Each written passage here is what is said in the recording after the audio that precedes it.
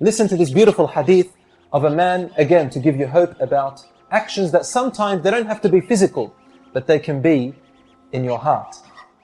Here is a very good example of which earned one of the Sahabas the title of being one of those promised paradise. But without mentioning, we don't know his name. He was one of the Ansar.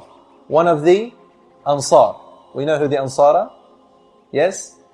We all know the Ansar? Put your hand up if you know who the Ansar are, so I don't explain who they are. Hands up if you don't know who the Ansar is. Very good. As long as there's one person, I will explain. The Ansar were the people who followed the Prophet ﷺ and gave him victory, but they didn't live in Mecca, they lived in Medina. There were a number of tribes, and they welcomed the Prophet ﷺ to migrate from Mecca to Medina. They gave him victory, and that is where in their land, in Medina, the Prophet ﷺ built his masjid, and Islam grew from there. That was the cell of the state of Islam. They were called the Ansar. They were the Aus and Khazraj tribes, and around them 7 other tribes. These people, the Ansar, were very special. They used to put anyone else in need before themselves, even though they were more in need than them. And this is how Rasul ﷺ, he tells us that sometimes a good action that you do can be multiplied because of your intention, as opposed to an action that could be the size of a mountain in the eyes of people, but it's only worth an atom to Allah subhanahu wa ta'ala because a person does it for the wrong reason. Or a person may donate. Rasul ﷺ said, a person donates a little bit, but they are in need of that money, than a person donating a lot and they are rich in money. Which one's reward is greater? The one done while they are in need. This is Sahih Hadith. A person donating, helping, giving a form of charity while they are in need, their reward is greater than the one who is very, very comfortable in wealth and gives a little bit more than that person. So the reward increases or decreases depending on the situation of the person, the place where you are, the intention.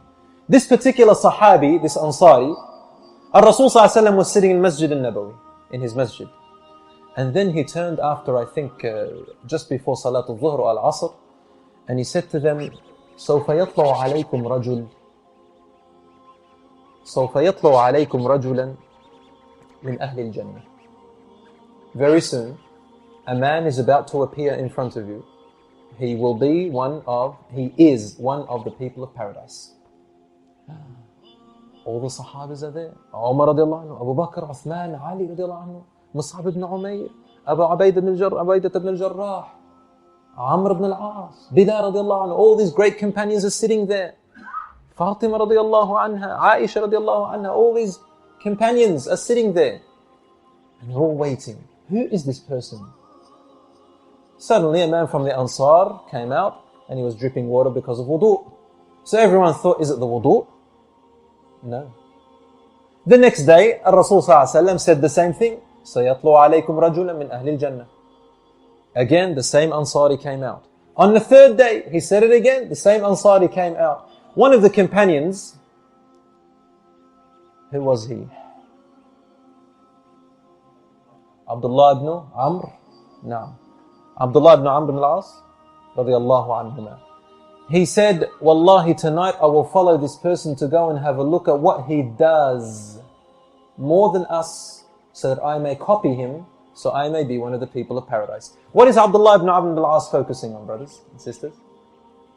The deeds, the outside actions. Isn't that correct? What he's about to discover is something opposite to that. So he went there and he made up this story to him and said, I had a little disagreement with my father and we agreed that I'm just going to sleep outside. Obviously, he told him the truth after the 3 nights. But in those 3 nights, he looked at him and found that that day, Abdullah ibn Amr al-As was fasting.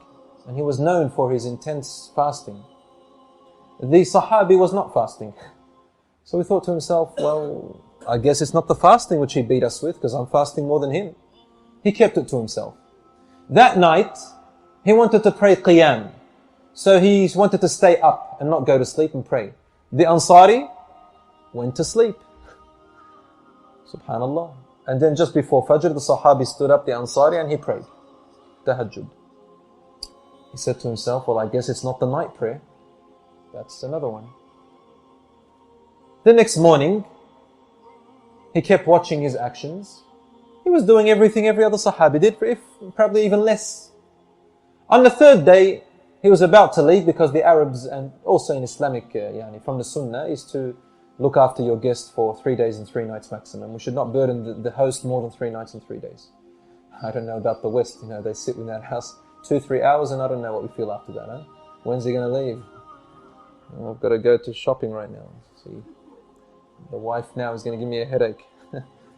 Tayyib, we gave you the ahwi, we gave you the shoy, the tea and everything. Time to leave. No. So what happened? On the third day, he climbed up on his horse and was about to leave, and he said to him the truth. Listen, I didn't have anything wrong between me and my father. Honestly, Rasul ﷺ said this about you, and I came to learn what is it that you do of more actions than us that made you earn this title of being of the people of paradise. He said, Wallahi, what you saw of me is it. That's it. There's nothing else. So Abdullah ibn Abdul As was going miserably, sort of sad. I didn't get to know. Then the man called him back. He said to him, come. He said, you know what? There's something that I do maybe that cannot be seen. There isn't a night that I go to sleep before my eyelids shut, except that I judge my heart. And any person, any mu'min on the face of the earth who I have a problem with, a grudge, a hatred, a jealousy, an envy, an ill feeling, I conceal it and I get rid of it. And I do not sleep until my heart is clear. And that's when Abdullah ibn Amr ibn al-As said to him, this is the reason why the Prophet ﷺ said you are from the people of paradise. Ya Ikhwan, we always focus on the actions on the outside, but let us not forget the actions of the heart. It is the actions of the heart which make a person a believer or a disbeliever. It is the actions of the heart which make a person's actions the size of a mountain or the size of an egg. It is the heart. And this gives us good tidings and bad tidings. It gives us good news because there are people who are unable, for example, to donate as much as other people. There are people who want to go to Hajj, for example, and they're still unable. There are people who want to fast, but their health is so bad they can't fast, so they think that they've lost out on all these rewards. There are people who look at other people and think, subhanallah, they've got more knowledge than me in the deen. So how lucky they are, they get to practice more than me and their actions are better than mine. And little old me, and I'm sitting here, all I know is a few ayat from the Quran. I know, how to pray 5 times a day, and I barely know the sunnahs and how much they are. I'm learning and I'm struggling. There are people who can read the Quran, mashallah, look at them, memorize the whole Quran. And they recite it better than me, and here I am still struggling to recite Al-Fatiha. There are people, you think like that, yeah? But on the other hand, have you forgotten that maybe their heart is different to yours? Maybe their heart will make them, when they're reading the Quran is cursing them. It could be that their heart, when they are praying, the salat afterwards, it cries. And the angel comes down, as in the hadith, and they fold the prayer like a piece of ragged clothing. And the prayer cries, and the angel hits you across the face with it, and the prayer says, ضَيَّعَكَ اللَّهُ كَمَا ضَيَّعْتَنِي. May Allah lose you as you have lost me. Because the intentions were wrong.